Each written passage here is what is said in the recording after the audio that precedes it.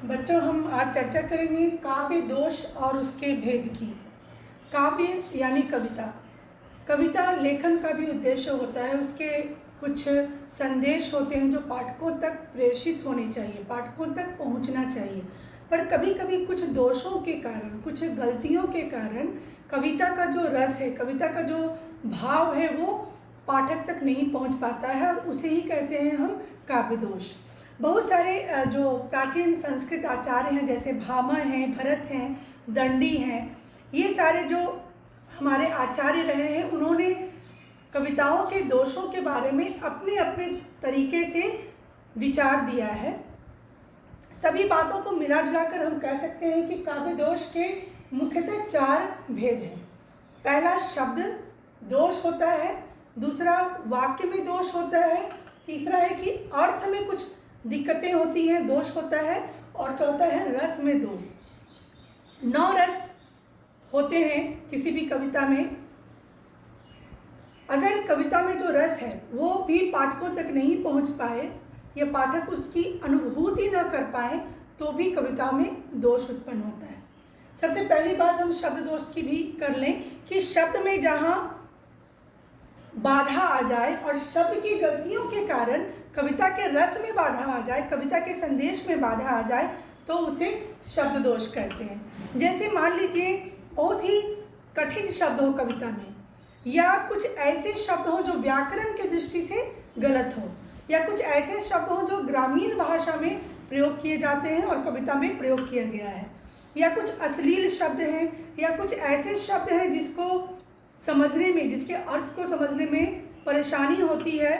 तो इस तरह के अगर शब्द रहते हैं तो क्या होता है, उसे शब्द दोष करते हैं, क्योंकि ये सारे शब्द के कारण कविता अपना संदेश, अपना रस, अपना भाव प्रेषित नहीं कर पाती है। दूसरी बात है वाक्य दोष। कभी कभी वाक्य में दोष आ जाता है जिसके कारण कविता के रस में, संवेदना में, विचार में बाधा पहुंचती है। जैसे अगर कोई वाक्य का प्रयोग है और वो वाक्य बहुत ही आकार में छोटा है या बहुत ही बड़ा है, तो फिर अर्थ में बाधा पहुंचती है।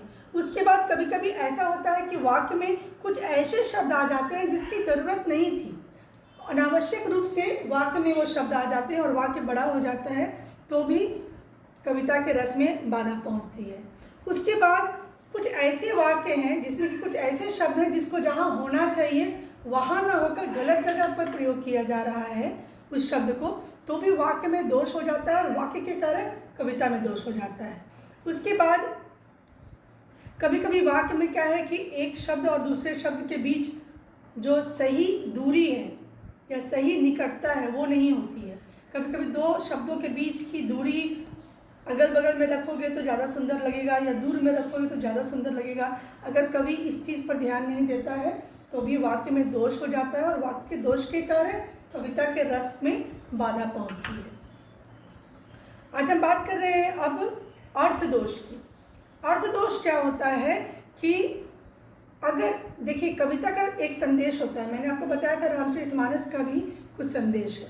तो अगर कविता जो संदेश आपको दे रही है वो संदेश लोक या शास्त्र के विरुद्ध हो तो फिर वो क्या है, अर्थ दोष।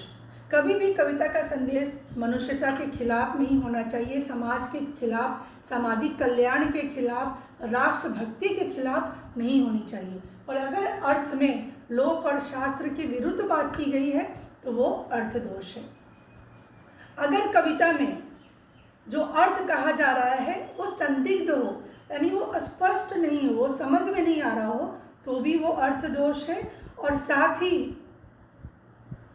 किसी वस्तु का उत्कर्ष या अपकर्ष बताकर इसके विपरीत दिखाया जाए, अगर मान लीजिए कोई अच्छी चीज़ है जो, उसको अगर आप बुरा बता रहे हैं कविता में, तो भी अर्थ दोष होता है। तो कविता का भी एक धर्म होता है, कविता सही को सही कहे, गलत को गलत कहे। अगर उसके अर्थ में जो बात आ रही है निकल कर वो समाज के विरुद्ध है, देश के विरुद्ध है, मनुष्यता और मानवता के विरुद्ध है, तो उसके कारण भी कविता को दोषी माना जाता है। अंत में है रस।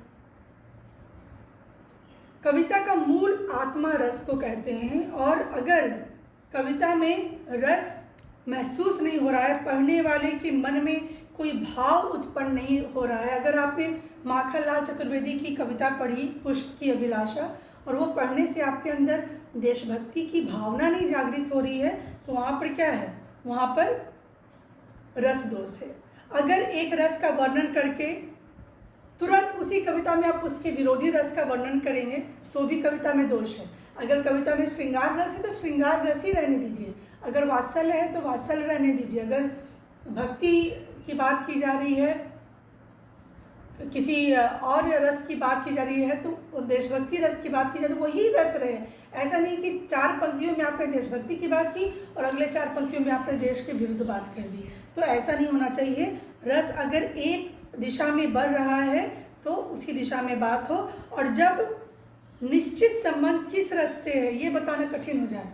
अगर कविता आप पढ़ती हैं और मैं आपको पूछूं कि उस कविता में क्या रस था, और आप कंफ्यूज हो जाती हैं कि उसमें वात्सल्य था या भक्ति था या प्रेम था या श्रृंगार था या वियोग था, विप्लव था, तो भी मुश्किल है।